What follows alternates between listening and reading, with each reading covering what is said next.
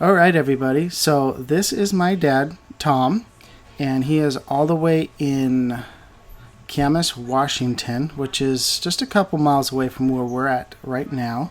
So thanks, Dad, for joining me. So let's go ahead and start off. I have a couple questions that I'd like to ask. The first one is, what was something that made you proud of being a dad? Probably getting to watch all of my kids grow up and Mm-hmm. start having families and having grandkids. Okay. Do you like being a dad or a grandpa better? Um, they both have their times and moments. Mm-hmm. I don't get to see enough of my grandkids, so that's kind of a hard one to say. Yeah. But I enjoyed being a dad, and hopefully my kids enjoyed being my kids. Yeah. I think for me, doing a lot of the growing up camping was always a highlight. Yeah, And going canoeing, fishing, and everything we did with scouts was also a highlight. yeah, I I have to agree.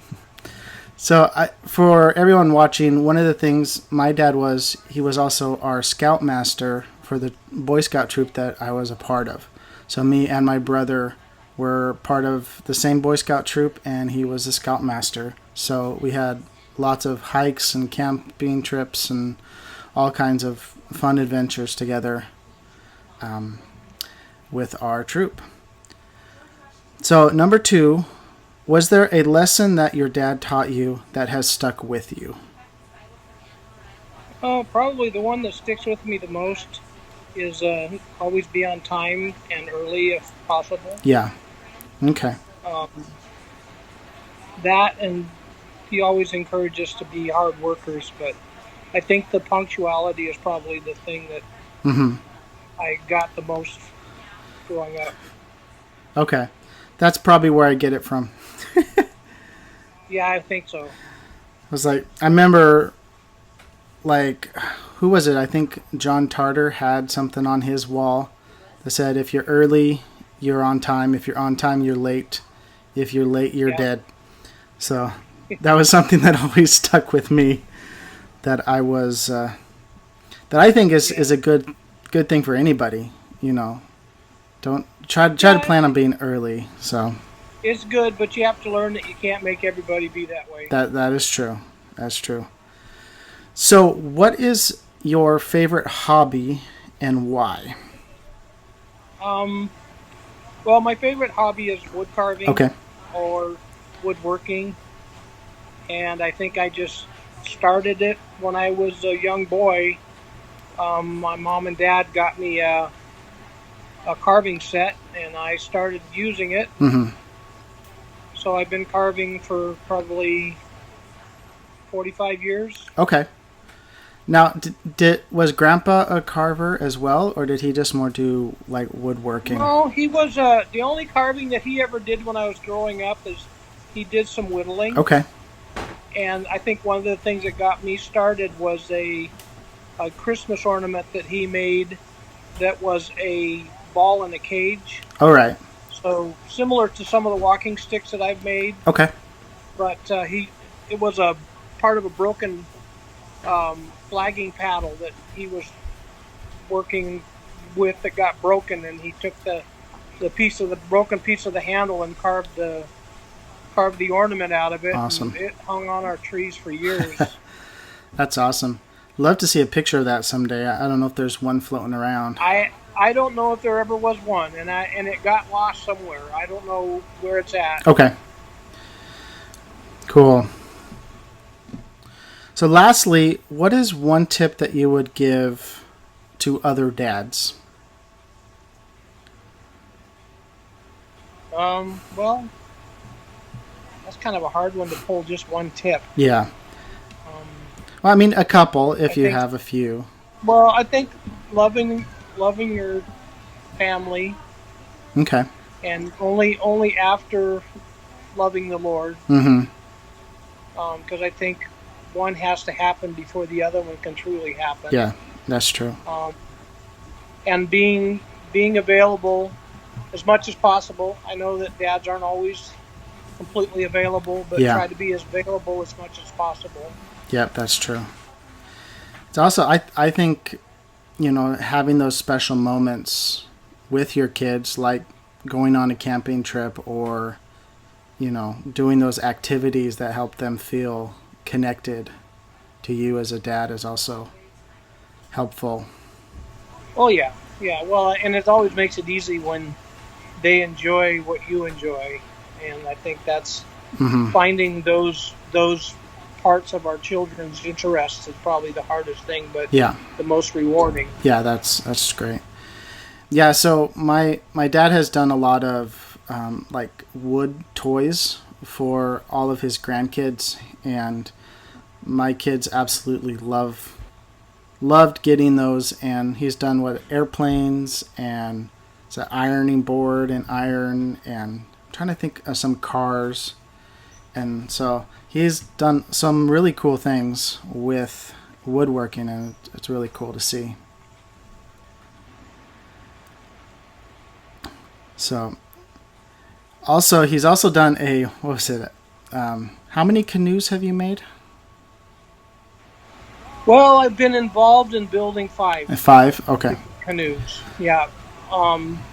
2 that are mine. Well, actually, mine and your sister Heidi's, and then one of them was your grandpa's, and then 2 others were 2 of the dads in our scout troop, and we built them all at the same time. Okay. Yeah, to me it seemed like you could almost do that as a business, but that's a whole lot of man hours to put in for that kind of product. Yeah, and it would be cost prohibitive to. I mean, somebody who wants to pay for it would pay for it, but yeah, it definitely is an expensive craft. Yeah. Have you ever thought of like taking the toys that you've made and like selling those at like a bazaar or anything like that?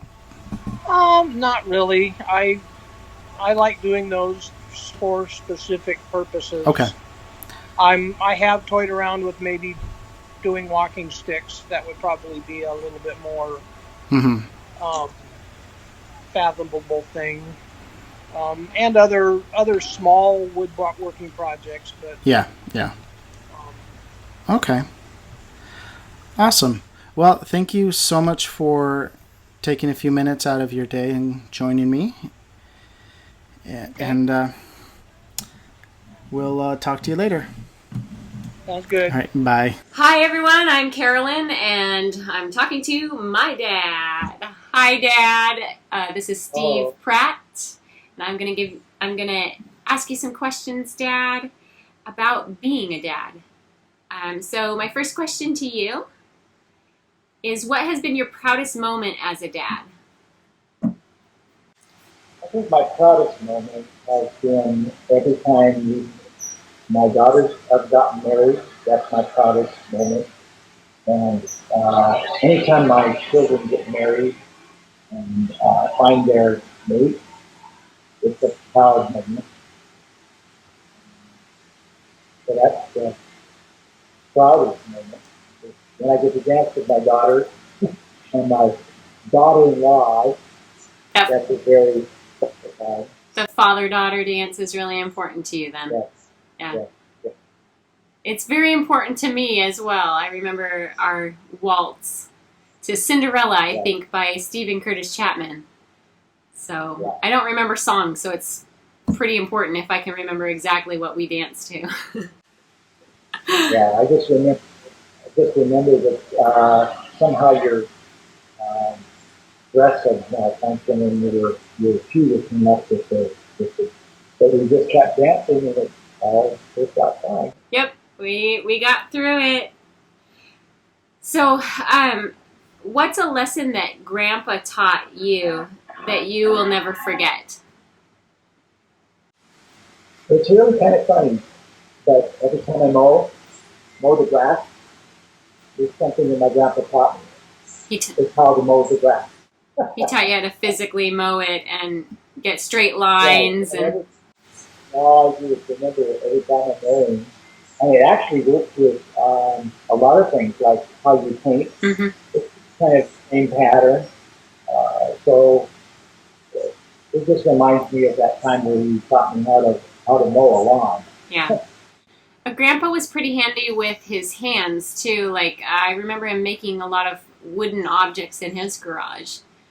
Do you think you grew into that sort of livelihood because of what you saw him doing?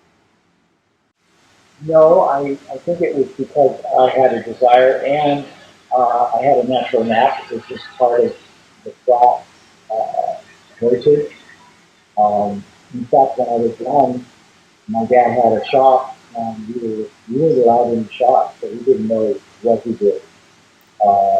We just didn't want us to be around because kids are kids, and so the garage was basically off limits. That was his So, safe space, his alone yeah. space, which is important for dads, right? To have their space. Do you have a safe space or a space while we were kids that you it was off limits to us and you escaped to that when you needed time? No, but no. What I can say is, I used to would go and practice, and that was kind of my goal to improve my ability as a musician. Mm-hmm. And it wasn't necessarily going to regular place, though. It was just a time to relax and actually uh, do something I enjoyed.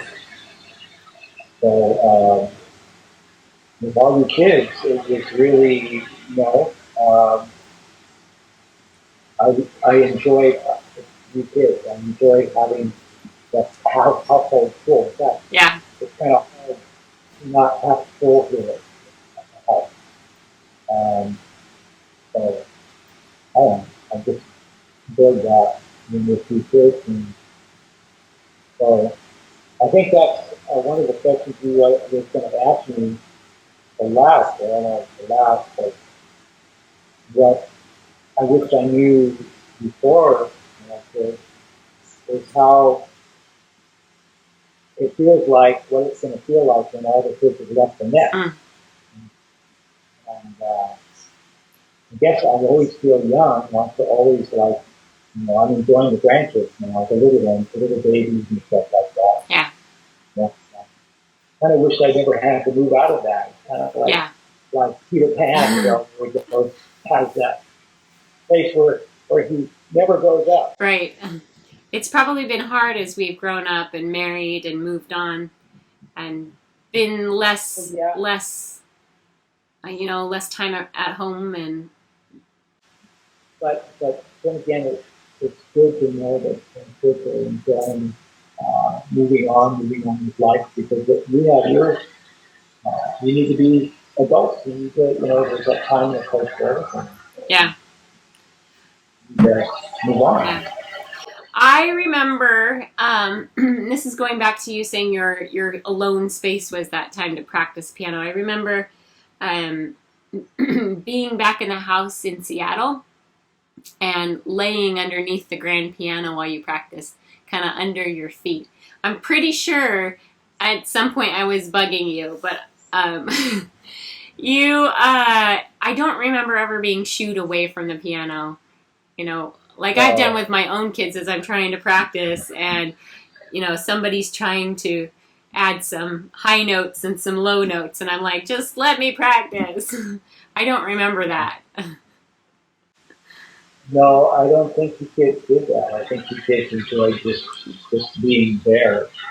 And I think I let you know though that when it's time to play, it's that person's time to play, and not somebody else's time to play.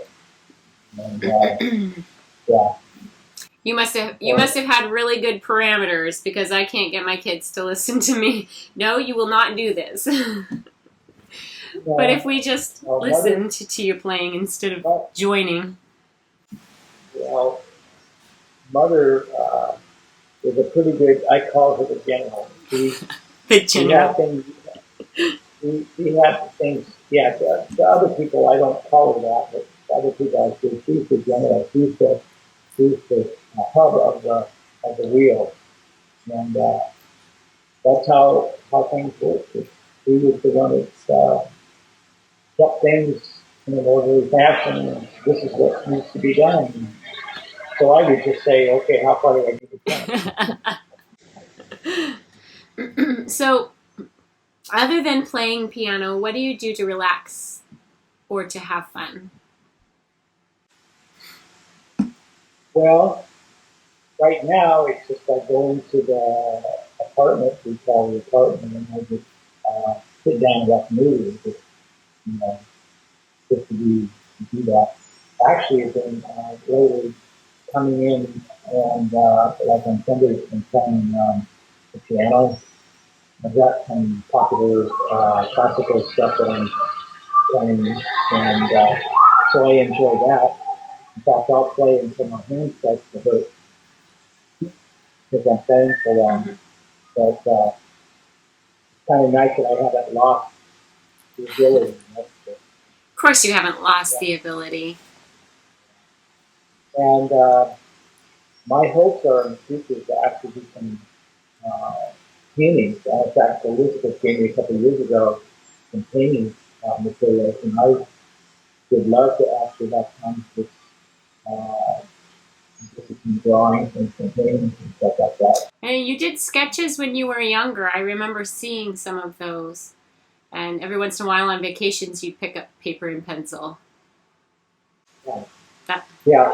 And what's interesting is you remind me of my junior high days when the real funny thing was making these monster-looking guys with these big monster cars type of thing, like the drag races.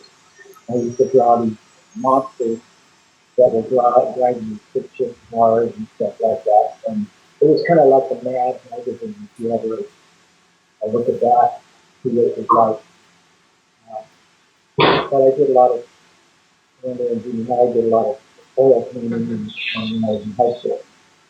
So, in fact, in high school, they were remodeling the art class, and instead of going to be remodeling it, tearing it down, so that year we got to paint a portion of the wall.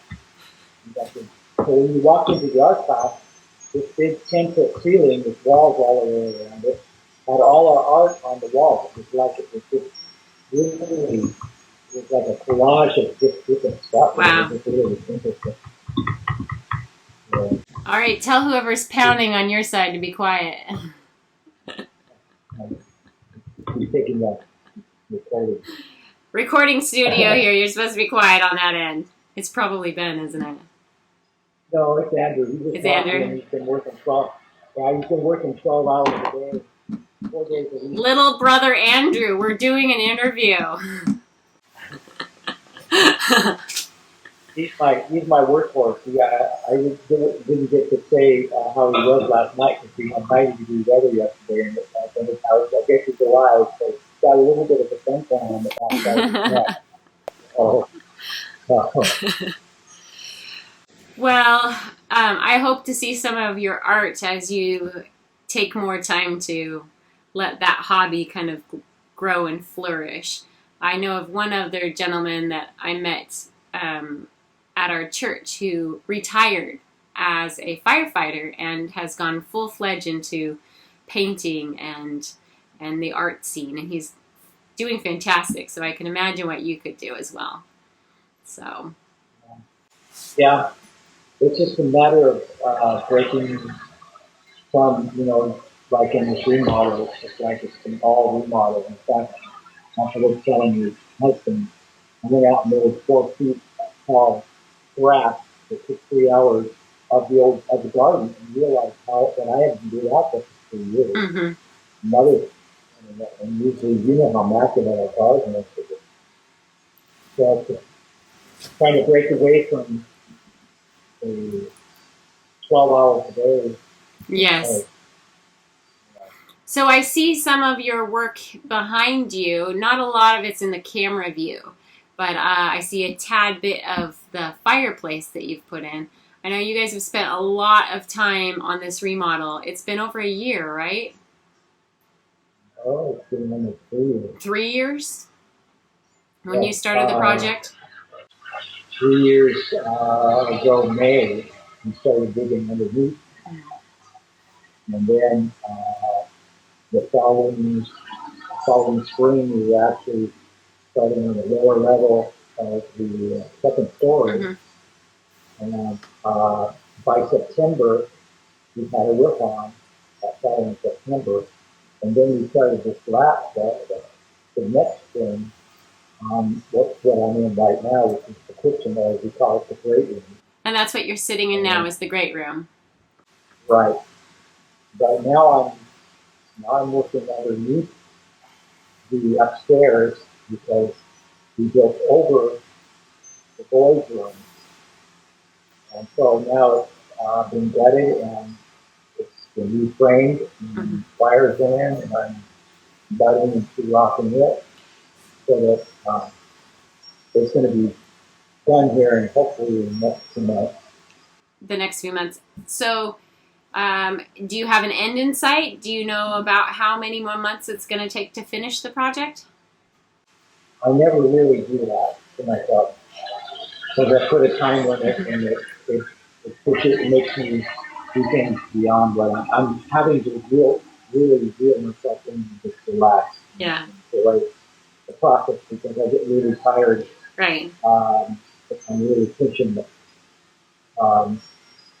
The next project is to actually finish redoing the living room because we have hardwood floors room downstairs. So, and then I kind of been thinking about redoing the back rooms of the mobile, which where Ben is and Diana is in the bathroom. That's the raise the ceiling. So I'm debating on whether I want to do that. I may just wait a while because that means taking everything out of the attic that Mom's put in, actually taking these rooms.